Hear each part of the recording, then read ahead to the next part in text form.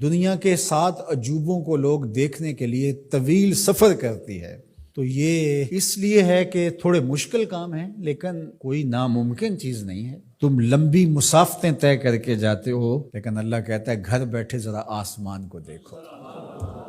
1 fit کی tile دنیا کا بڑے سے بڑا معمار بغیر کسی سپورٹ کے یا ستون کے کھڑی نہیں کر سکتا۔ اتنا بڑا آسمان بغیر ستونوں کے اس نے کھڑا کیا ہوا ہے۔ ذرا غور تو کرو، تدبر تو کرو، اور زمین کو دیکھو، زمین کیسے ہموار کر دی گئی۔ اللہ اکبر، دیکھنے کو تو مٹی ہے، لیکن اس مٹی کے اندر جب بیج ڈالتے ہیں تو مٹی کا رنگ کیسا ہے، اور جو بیج اگتا ہے وہ کونپل کا رنگ سبز ہوتا ہے۔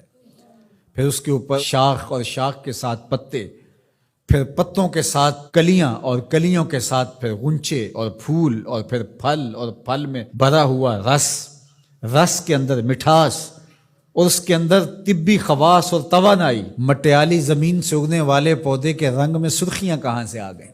اس کے پتوں میں سبزی کہاں سے آ گئی؟ زمین کو سیلی ہے، لیکن اس سے نکلنے والے پودے کے اندر رس اور مٹھاس کہاں سے آ گئے؟ تم اپنی مٹی کو دیکھو اور آسمان کو دیکھو، کہیں ایک قدم بھی چل کے نہ جاؤ، تم خدا کو ماننے پہ مجبور ہو جاؤ گے۔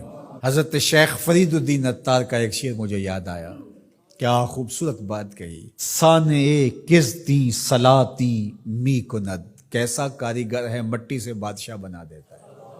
یہ جو زبان بول رہی ہے یہ مٹی سے بنی ہوئی ہے، یہ جو آنکھیں دیکھ رہی ہیں یہ مٹی سے بنی ہوئی ہیں، یہ جو کان سن رہے ہیں یہ مٹی سے بنے ہوئے ہیں، یہ دماغ جو سوچ رہے ہیں اور جو صغرے کبرے ترتیب دے رہے ہیں، جو کہا گیا وہ بھی، جو میں کہنا چاہ رہا ہوں وہ بھی یہاں گھوم رہا ہے، یہ دماغ بھی مٹی کا بنا ہوا ہے۔ یہ سیاہ گھنے بال، یہ خوبصورت چہرہ، یہ رنگوں کی سجی ہوئی دنیا، یہ سب کچھ مٹی، یہ پھول مٹی سے نکلا، یہ انار مٹی سے نکلا۔ انار کے اندر جو پیکنگ ہے یہ مٹی کی بنی ہوئی ہے، اس کے اندر جو رس رکھا ہوا ہے، بھرا ہوا ہے، وہ بھی مٹی سے پیدا ہوا ہے، اس کے اندر مٹھاس بھی مٹی سے آئی۔ کیسا کاریگر ہے جو مٹی سے کبھی انگور بناتا ہے، کبھی کھجور بناتا ہے، کبھی اسی مٹی سے سبزیاں پیدا کرتا ہے، کبھی اسی مٹی سے پھل پیدا کرتا ہے۔ تو یہ مٹی سے اس نے کیا کچھ بنا دیا۔ اگر آپ دیکھ لیجئے یہ پوری کائنات مٹی سے بنی ہے۔ یہ جو خوبصورت میز آپ کو دکھ رہی ہے یہ کہاں سے نکلی؟ یہ درخت سے آئی نہ، درخت کہاں سے نکلا؟ یہ مٹی سے نکلا۔ یہ لوہا کہاں سے نکلا؟ یہ مٹی سے نکلا۔ یہ ستون کہاں سے آیا؟ مٹی سے۔ یہ قالین کہاں سے آیا؟ یہ جو کپاس اگتی ہے اور یہ کپڑے بنتے ہیں یہ کہاں سے آئے؟ آپ بولیں گے مٹی سے۔ اپنے عضو کو دیکھ لیجئے، یہ سب مٹی سے بنے ہیں۔ آپ نظر گھما کر کے دیکھ لیں، آپ کو جو بھی شے نظر آئے گی آپ کو مٹی سے نکلی، زمین سے نکلی ہوئی دکھائی دے گی۔ غور کر لیں، تدبر کر لیں۔ اللہ اکبر، یہ شہنشاہ، یہ کج کلا، یہ کاریگر، یہ شاعر، یہ ادیب، یہ فلسفی، یہ بال کی کھال ادھیڑنے والے، یہ باتوں میں حسن پیدا کرنے والے، یہ شعر و دنیا کے بڑے بڑے جادوگر، یہ کہاں سے نکلے؟ جواب آیا مٹی سے نکلے۔ واختلاف اللیل والنہار، دن اور راتوں کا بدلنا۔ اب سورج کی روشنی اتنی ہے کہ ماحول منور ہے، پھر دھیمی دھیمی تاروں کی چھاؤں ہوگی۔ کبھی دن آتا ہے، کبھی رات آتی ہے، کبھی صبح کا سپیدہ نمودار ہوتا ہے، کبھی شام کے دھندلکے ہوتے ہیں، کبھی کالی رات دبیز چادر اوڑے آ جاتی ہے، کبھی چٹا دن ہوتا ہے، کبھی گرم دھوپ ہوتی ہے، کبھی کڑکتی دوپہر ہوتی ہے، کبھی برستی بارش ہوتی ہے، کبھی گھر کے سرمئی بادل آ جاتے ہیں، کبھی کوسے قزا کی رنگینیاں ہوتی ہیں، کبھی دھنک کی شوخیاں ہوتی ہیں، کبھی بادلوں کی اوٹ سے جھانکتا ہوا چاند دکھائی دیتا ہے، کبھی سورج بادلوں کے پیچھے چھپتا نظر آتا ہے، کبھی درد غروب سے زرد لگتا ہے، کبھی سرخ ٹکیا سورج کی دکھائی دیتی ہے، کبھی اتنا روشن کہ دیکھا نہیں جا سکتا۔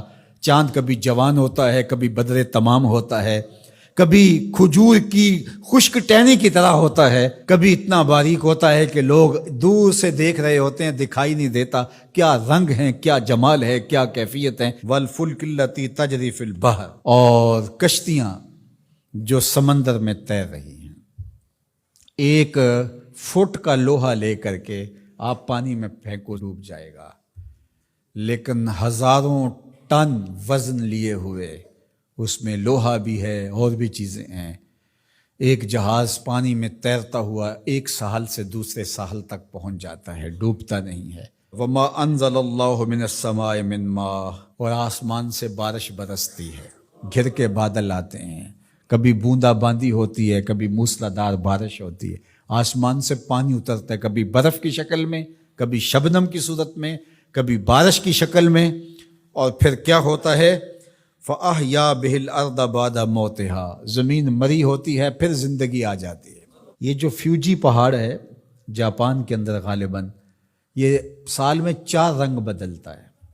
ایک وقت آتا ہے برف سے بالکل سفید ہو جاتا ہے، پھر وقت آتا ہے کہ برف اترتی ہے تو اس کی سیاہی، اس کا رنگ نکھر کے سامنے آتا ہے، پھر اس کے اوپر سبزہ اگتا ہے تو پورا سبز ہو جاتا ہے، اور اس کے اوپر اگنے والے سبز کے اوپر لگنے والے جو پھول ہیں وہ سرخ ہیں، پھر وہ بالکل سرخ ہو جاتا ہے۔ کبھی دیکھیں تو وہ آپ کو سفید چادر اوڑے کوئی لیٹا ہوا دکھائی دیتا ہے، اور کبھی وہ مہیب سیاہ رنگ کا پہاڑ دکھائی دیتا ہے، اور پھر وہ سبزے کی چادر اوڑھ کے ملنگ بن کے بیٹھ جاتا ہے، اور پھر وہ دلہن بن کے سرخ رنگ کا جوڑا پہن کے نیا نظارہ دے رہا ہوتا ہے۔ تو پہاڑ تو ایک ہی ہے لیکن رنگ اس کے کئی ہیں۔ لآیات لقوم یعقلون، اللہ فرماتا ہے یہ نشانیاں ہیں اہل عقل کے لیے، اگر وہ تدبر کریں، غور کریں، تفکر کریں۔ جب کوئل کی آواز آتی ہے تو اس کے لہجے کے اندر یہ درد کس نے رکھا ہے؟ جب بادل گھومتے ہیں